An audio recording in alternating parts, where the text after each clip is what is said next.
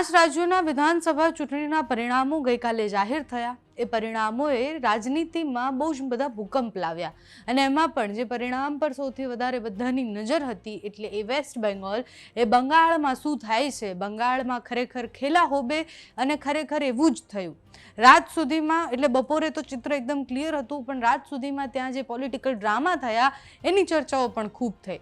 असम पुडुचेरीમાં ફરી એકવાર ભારતીય જનતા પાર્ટીનું કમળ ખીલ્યું અને રાજકીય ઉથલપાથલ જ્યાં સૌથી વધારે થઈ એ પશ્ચિમ બંગાળ અને દીદી પોતાની સીટ પણ ન બચાવી શક્યા।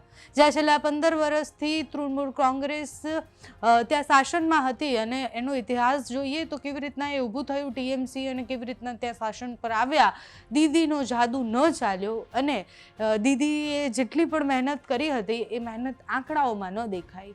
ભાજપે ત્યાં ઇતિહાસ રચી અને ત્યાં સત્તા બનાવી છે। ચૂંટણી આયોગના આંકડા મુજબ ભાજપે પશ્ચિમ બંગાળમાં 208 બેઠકો પર જીત મેળવી છે।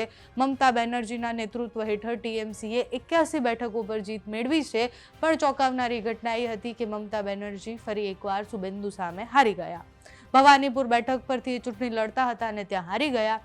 હાર્યા પછી એમણે એવું કહ્યું કે મારી સાથે ખૂબ ખોટું થયું છે, મને મારવામાં આવી છે, અમારા કાર્યકર્તાઓ સાથે ખોટું થયું છે, અમારા એજન્ટો સાથે ખોટું થયું છે। એ જે પણ હોય પણ એ 15,000થી વધુ મતથી મમતા બેનર્જી હારી ગયા હતા। આ પરિણામ પછી રાજકીય હલચલો ખૂબ થઈ એટલે બધા જેવું વિચારતા હતા કે જો કોંગ્રેસ અને મમતા બેનર્જી ટીએમસીનું ગઠબંધન થઈ જતું તો કંઈક પરિણામ અલગ હતા કે પછી વિપક્ષ સાથે આવીને લડતા તો કંઈક અલગ થતું, પણ અત્યારે પરિસ્થિતિ તો એવી નથી। લોકસભાના વિપક્ષના નેતા રાહુલ ગાંધીએ મમતા બેનર્જીને ગઈકાલે રાત્રે ફોન કર્યો।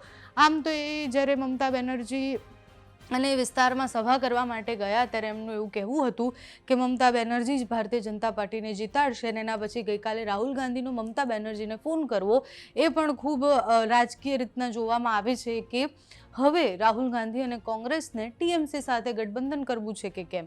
રાહુલ ગાંધીનો સંદેશ એ ફોન પછી એકદમ સ્પષ્ટ હતો કે સાંપ્રદાયિક શક્તિઓ સાથે લડવા માટે તમારે સેક્યુલર પક્ષોએ એક થવું પડશે, એક મજબૂત મંચ પર આવી અને લડવું પડશે। જ્યારે મમતા બેનર્જીનો જવાબ અને મમતા બેનર્જીએ જે ગઈકાલે કર્યું એમાં એમનું સ્પષ્ટ એવું કહેવું હતું કે ચૂંટણી દરમિયાન કેન્દ્રીય એજન્સી અને ચૂંટણી આયોગનો દુરુપયોગ કરવામાં આવ્યો છે અને એટલે આવા પરિણામ આવ્યા છે।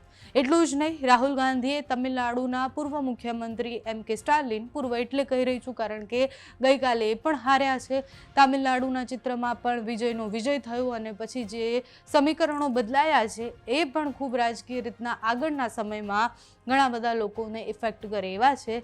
હાર જીત એ રાજનીતિનો ભાગ હોય છે। ઇન્ડિયા ગઠબંધનને વધુ મજબૂત બનાવવા માટે રાહુલ ગાંધીએ ગઈકાલે સ્ટાલિનને પણ ફોન કર્યો, મમતા બેનર્જીને પણ ફોન કર્યો છે। આગળ જતા હવે વિપક્ષો ભેગા થઈને કેવી રીતના લડે છે, વિપક્ષ ખરેખર એકજૂટ થઈ શકશે કે કેમ, કારણ કે જ્યારે એક સાથે આટલા બધા પક્ષો મળે તો આપણે જોયું કે ઇન્ડી ગઠબંધનમાં શું થયું હતું।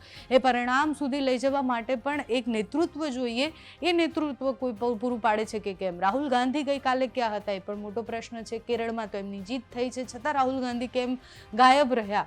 એમણે જે ફોન કર્યો છે મમતા બેનર્જીને અને સ્ટાલિનને એ હવે શું ગઠબંધન કરે છે વિસ્તારમાં કે કેમ। એમણે પહેલાં પણ એવો પ્રસ્તાવ રાખ્યો હતો કે એ ટીવીકે સાથે ગઠબંધન કરશે અને પછી અત્યારે વિજયની જીત થયા પછી એમનો સ્ટાલિનને ફોન કરવો એ પણ ખૂબ બધા સંદેશા આપે છે। આગળ જતાં કોંગ્રેસ શું કરે છે, વિપક્ષો એકજૂટ થાય છે કે કેમ એ જોવાનું રહ્યું।